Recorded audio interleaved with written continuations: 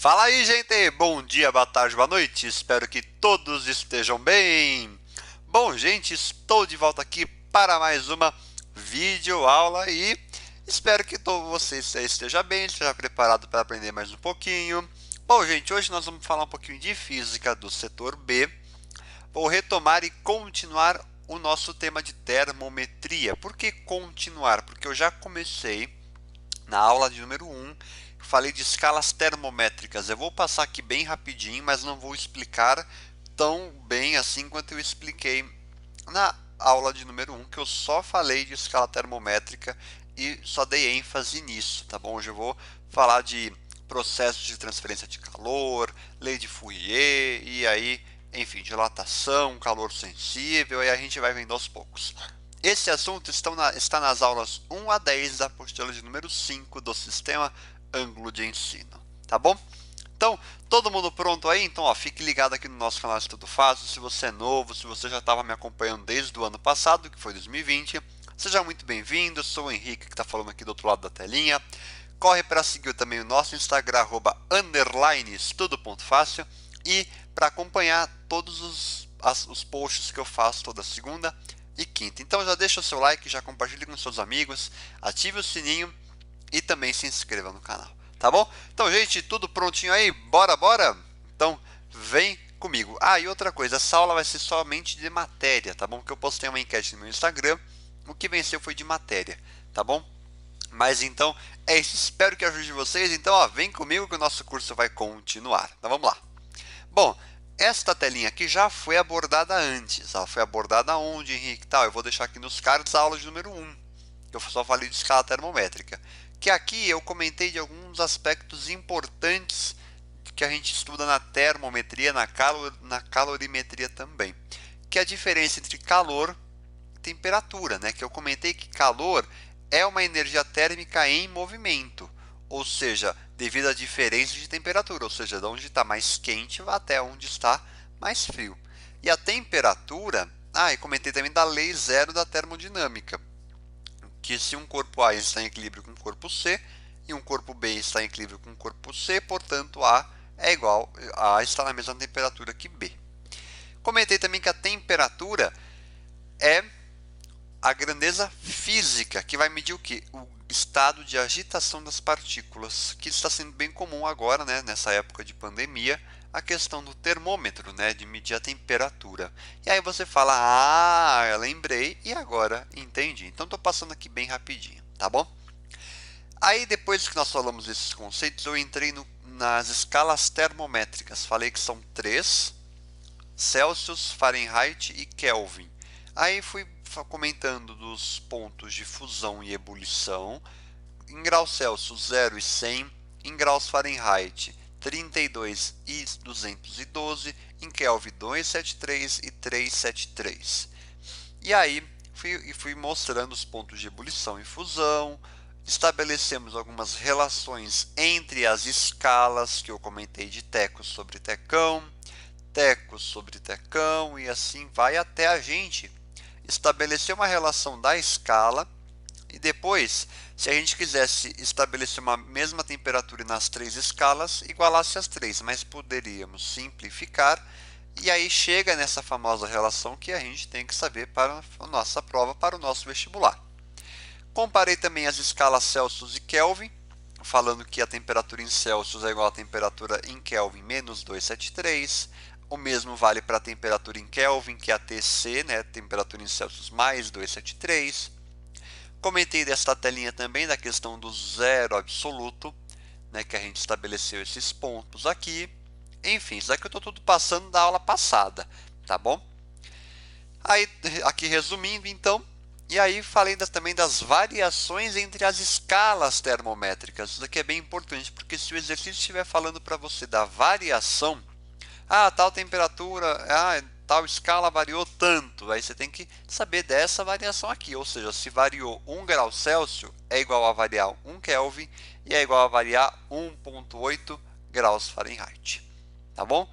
Aqui retomando, ó, tudo igual, isso aqui é só para resumir bonitinho, tá bom? Então, até aqui foi a aula de número 1, e aí depois a gente fez alguns exercícios de escala, a gente trabalhou bem com escala. Agora, nós vamos continuar e eu entro nos processos de transmissão de calor. E aí eu trago esta imagem a qual nós vamos analisar e classificar cada processo, tanto condução, convecção e irradiação térmica, tá bom? Então vamos lá, começando aqui por convecção. Então, ó, primeiro vamos analisar o desenho. Se vocês estão percebendo, eu mudei de cadeira, tá? Então a minha cadeira não está mais movimentando a cada movimento que eu faço na cadeira. Então, agora ela está sem barulho nenhum, agora está show de bola. Mas enfim. O que esse desenho está nos mostrando? Nós temos uma mesa embaixo, uma fogueira, uma garrafa, uma chaleira aqui, uma frigideira e o calor aqui se espalhando por onda, né? Então, beleza. Convecção. O que seria a convecção? Vamos observar aqui que nós temos algumas flechas dentro da chaleira, né? Então, o que a gente pode concluir? Que é um processo de calor com transporte de matéria. Espera aí, tá feio. Eu vou pegar a minha marca-texto. Então, ó, vamos lá. Cadê? Aqui. Com transporte de matéria ficou ruim, ficou feio. Com transporte, agora também... Ah, agora não vai, não é brincadeira, espera aí. Ah, meu pai do céu, vamos ver, vamos tentar com...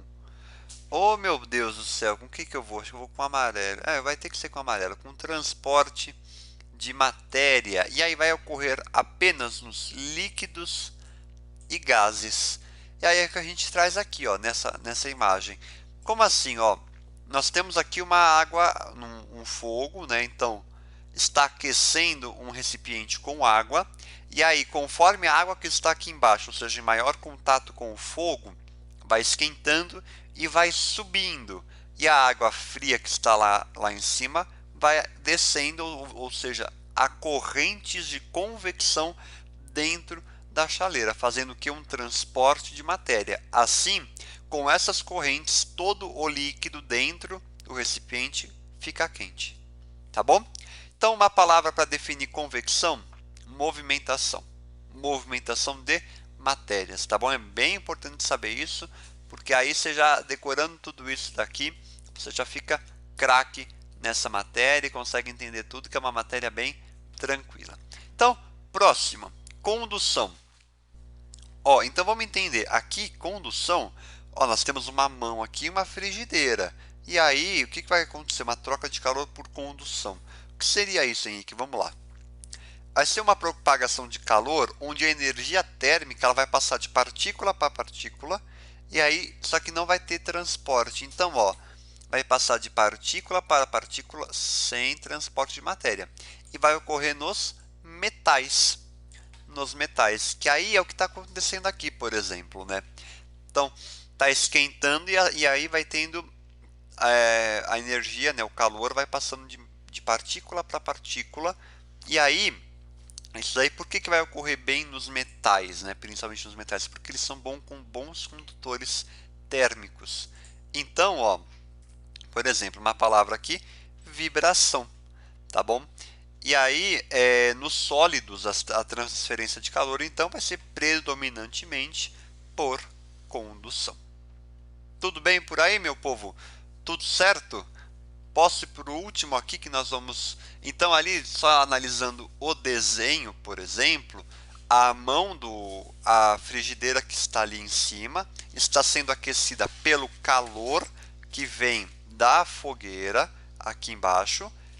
E aí a mão está em contato com a frigideira, como a frigideira está quente, então a mão logicamente vai começar a aquecer, tá bom? E aí alguns isolantes térmicos, só para comentar, madeira, borracha, vidro, ar, lã, ou seja, eles não conduzem bem o calor, que é a energia térmica. Então os metais conduzem bem. Por isso que às vezes você vai num chão gelado, né? E aí depois seu pé começa a ficar quente, entre aspas, porque ele entrou em equilíbrio térmico com o metal que está no chão. Belezinha aí, meu povo? Então, radiação, a gente pode falar que é o que? É o processo de propagação do calor por emissão de radiação. Como, por exemplo, uma luz, né? Por exemplo, às vezes está num lugar quente, assim você começa a ficar com calor por conta da luz, da classificação da luz.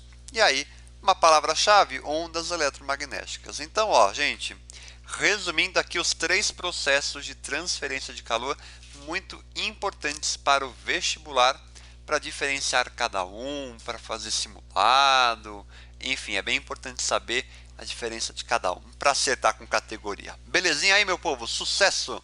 Suavidade? Então, vou entrar aqui no próximo tópico, que vai ser o fluxo de calor, também conhecido por lei de Fourier. E aí nós temos essa imagem aqui que nós vamos analisar. Primeiro, eu já vou lançar a fórmula aqui. Um fluxo de calor, peraí, antes de lançar, eu sei que eu já mostrei ali, mas enfim. Um fluxo de calor a gente pode pensar assim. O fluxo é algo constante, algo que passa, ou seja, a quantidade de calor que passa. Mas assim, ela passa sozinha, ela passa por algum motivo. Se a gente for pensar, é pela diferença de temperatura. Mas a gente pode pensar o quê? Que é a quantidade de calor que passa pelo corpo em um certo tempo. Então, é o que está aqui. O fluxo de calor vai ser igual à quantidade de calor em um intervalo de tempo. A gente pode pensar assim também. Mas a gente pode pensar por uma outra fórmula também, que vai ser que o K, ou seja, condutibilidade térmica, isso daqui é dado no exercício, tá? Então, vai ser K vezes a área. Henrique, o que seria a área? A área seria esta área aqui, ou seja, a área de uma circunferência, porque é uma secção. Pense que daí é um cilindro. Então, na hora que você corta um cilindro, né, você sai um pedaço numa fórmula de círculo. Então, círculo. Então, a área vai ser igual à área do círculo. E aí, então nós temos a área vezes a diferença de temperatura, né? Então, temperatura do quente para o frio, e aí assim vai, sobre a espessura do tubo, do cano, e enfim. Então, aqui, né, fluxo de calor, o Q sobre ΔT, onde o fluxo tem que estar em watt, ou seja, a quantidade de calor em joules e o tempo em segundos. Quando o exercício te passar em watts, você já tem que pensar que é joules por segundo. E aí você pode estabelecer várias relações ali. Então, aqui está a fórmula, bonitinho, ó, deixei aqui bonitinho também, tá aqui, eu coloquei as duas separadas aqui para ficar bonitinho. Unidade de medida, ó, vamos pegar aqui, é a lupa que eu quero, isto, vamos lá, ó. O fluxo tem que estar em joules por segundo, ou, desculpa, no SI em joules por segundo, que é watt, mas a gente às vezes utiliza calorias por segundo. E aí eu já vou mostrar, acho que não no próximo slide, mas num dos próximos aí, que uma caloria equivale a 4,2 joules aproximadamente. Então, isso a gente tem que sempre saber para conseguir fazer o exercício, tá bom? L nesse caso pode ser a largura, né, a espessura, na verdade, do cano. A gente usa no SI em metros, mas normalmente a gente costuma usar em centímetros, então tem que fazer essa passagem. A temperatura no SI em Kelvin, mas a gente costuma usar em Celsius. A área tem que ser em metro quadrado, mas a gente às vezes costuma utilizar em centímetros quadrados. E o K, que é o coeficiente de condutibilidade térmica, né, vai ser medido em joules por metro sobre segundo por metro quadrado vezes Kelvin, enfim. É isso daí, não se preocupa tanto com essa unidade, mas o que você tem que se atentar, por exemplo, se no exercício ele te passa o K, olhe as unidades que está o K, porque aí você consegue estabelecer um valor fixo para cada um. Porque aí você pode pensar, pô, eu vou deixar a área em metro quadrado, em centímetro quadrado? Não. Olhe o K para ver em que unidade está. Se tiver em centímetro, centímetro quadrado, enfim, vê aí o que você faz para conseguir ajustar, tá bom? Aqui uma coisa, o metro vezes metro quadrado cortou aqui, tá? E aí o joules por segundo ficou watt sobre metro vezes Kelvin. Aqui é a mesma coisa, a caloria sobre segundo vezes o centímetro cortou com quadrado, vezes centímetros vezes graus Celsius, tá bom? Então, basicamente isso aqui só para explicar, tá bom? Então, aqui fluxo de calor bonitinho, belezinha. E agora eu entro também no nosso próximo tópico, que seria a garrafa térmica, ou também chamado vaso de Devar. Na verdade, esse slide aqui ele está errado, tá? Eu coloquei errado agora que eu percebi, porque eu tinha até esquecido dele, então eu peço desculpas. Isso daqui, na verdade, é a garrafa térmica que a gente conhece. Aqui eu estou falando de transferência de calor lá. Por quê? O que vai acontecer? A garrafa térmica foi preparada para que não houvesse perda de calor, né? Que o calor se estabelecesse lá dentro. Por exemplo, você coloca um café aí dentro, que por sinal eu gosto muito de café. Quando você coloca um café ali, ele permanece quente por várias horas. Por quê? Três fatores. A tampa que está ali em cima de plástico, ela impede o contato, impede a perda de calor por convecção. Ou seja, as correntes de convecção impedem. Por isso que quando você bebe, você tem que tomar e fechar. Você não pode deixar aberto, senão aí com certeza vai esfriar rápido. O vácuo, segundo fator, o vácuo entre as paredes espelhadas vai impedir a troca por condução, que é o contato. E as paredes espelhadas, com certeza, impedirão a troca por radiação. Tá bom? Então, por isso, então esse vaso aí de Devar, ou também garrafa térmica popularmente conhecida, foi feita para que não houvesse perda de calor. Tá bom? Então, esse slide está errado, mas tudo bem, estou aqui explicando bonitinho normalmente. Belezinha aí? Então, bora para o próximo tópico, que é dilatação térmica. Esse daqui eu assumo para vocês, tanto como aluno, como, entre aspas, professor ensinando isso daqui, que é um tópico bem chatinho de entender, tá bom? Então, o que seria dilatação? Seria uma variação que ocorre nas dimensões, ou você pode ter uma, duas ou três, nós vamos ver isso, de um corpo quando é submetido a uma variação de temperatura. Simples. Basicamente isso. Então nós temos um corpo inicial com uma temperatura, e aí conforme for aumentando a temperatura, o corpo foi dilatando, foi aumentando o tamanho, né? Então é uma variação nas dimensões do corpo. Aí a dilatação vai depender do que então? Do material que é feito o corpo, do tamanho inicial do objeto e da variação de temperatura. Tá bom? Então, tudo isso daí o exercício vai te passar ou vai pedir para que você descubra um deles, tá? Hashtag fica a dica de hoje. Fazer exercício de dilatação, escreve bonitinho cada dado do problema. Tira os dados do problema, escreve na hora de resolver a questão, para você não se perder com todos os dados de lá, tá bom? Então, enfim, tipos de dilatação. Nós temos 3 tipos de dilatação. Preste atenção, olha aqui. Primeiro, se eu tenho um cano, um tubo, enfim, com um certo tamanho, ele foi aquecido, ele aumentou, ou seja, houve uma variação de temperatura. Ela é chamada de linear porque tem apenas uma dimensão, e aí a gente usa esta fórmula aqui, onde ΔL, a variação de tamanho, a variação de largura, é igual ao tamanho inicial, L0, vezes alfa. O que seria alfa? O coeficiente de dilatação linear, tá? Ou coeficiente de dilatação da substância, vezes a variação de temperatura, tá? Aqui, se eu tenho, num segundo caso, uma barra, como que eu posso pensar? Uma barra, enfim, sofreu um aquecimento, e aí, ou seja, ela tem duas dimensões, é uma dilatação superficial. E aí vai ter duas dimensões, né? Pensa, vou usar letras, por exemplo. Quando é uma dimensão só, A, na segunda A e B, e na terceira A, B e C, né? Que nós vamos ter a dilatação volumétrica também. Então, vamos lá. Como que vai ser a fórmula? Bom, ΔS, né, a variação de espaço, nesse caso, ou a variação de área, se você quiser, vai ser igual ao tamanho inicial vezes, por que 2α? Porque são duas dimensões. Ou seja, no próximo slide eu vou falar que isso aqui também pode ser chamado de beta, tá bom? Então, beta é igual a 2α, mas depois eu falo no outro slide, tá bom? Vezes a variação de temperatura, mesma coisa. E num terceiro caso, quando é um volume, né? Quando nós temos 3 dimensões, uma caixa, por exemplo. Então vai ser uma dilatação volumétrica, porque tem 3 dimensões. A fórmula ΔV é igual a V0 vezes 3α, porque são 3 dimensões, vezes a variação de temperatura. Tá bom? Belezinha aí, meu povo? Tranquilo? Suavidade? Tudo certo? Então, ó, as unidades dos coeficientes de dilatação. vai ser ΔT, Δθ, na verdade, desculpa, a menos 1.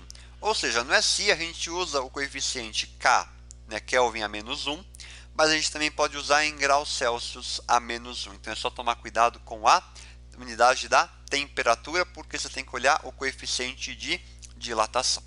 Belezinha aí? Tranquilo? Então, ó, vamos continuar falando de dilatação. E aí aqui é o que eu trago para você. As três fórmulas, eu usei essas três no slide passado, tá? Alfa, 2 alfa e 3 alfa, mas aqui o que acontece? A gente também pode se deparar com alfa, beta e gama. Alfa vai ser o coeficiente de dilatação linear. O beta é o de dilatação superficial, mas você também pode escrever como 2 alfa. Fique à vontade, tá bom? E o gama vai ser então 3 alfa. E aí você usa do jeito que você achar melhor, tá bom? Então, ó, continuando aqui com um tópico assim, se corpos, às vezes a gente tem isso daqui, tem um corpo com um furo no meio, né? Um corpo emburacado, na verdade. Esse, se ele for aquecido, ele vai se dilatar como se não fosse oco, ou seja, o tamanho do buraco vai aumentar, assim como o corpo em si vai aumentar. Então, ó, o que está aqui, elevando-se a temperatura de uma chapa com o orifício se dilata juntamente com a chapa, pois ele se comporta como se fosse constituído do mesmo material da chapa. Tá bom? É o que temos aqui nessa tirinha, ó. Vou até dar um zoom aqui, ó. Não consigo destarrachar esta porca. Eu consigo, atenção, ó, temos uma vela aqui.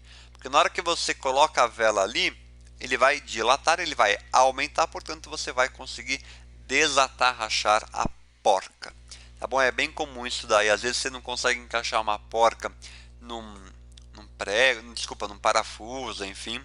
E aí você tem que dar uma aquecer ou resfriar, que aí você consegue encaixar, tá bom? E aqui falando por último de dilatação, a dilatação dos líquidos.